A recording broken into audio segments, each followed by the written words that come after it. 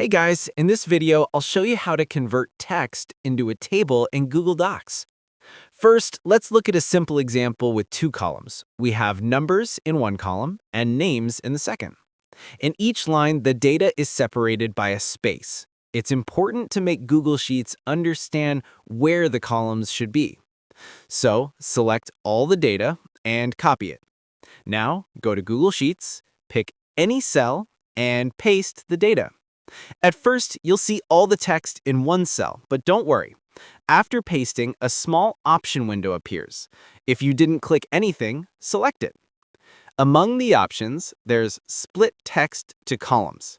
Choose that, then click on Detect Automatically, and select Space from the drop-down menu.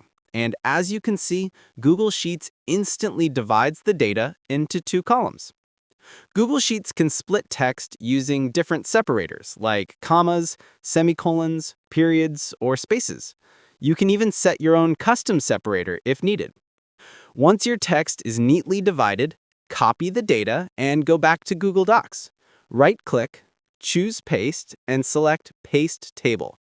Don't change anything, just click Paste.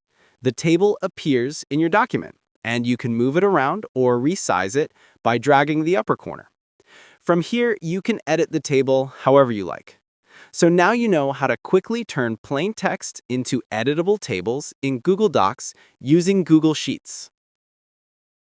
Feel free to reach out if you encounter any issues during the process. If this video helps you out, please leave a like and subscribe. Comment below if you have any questions. If you need further assistance, consider hiring a professional using the link in this video below.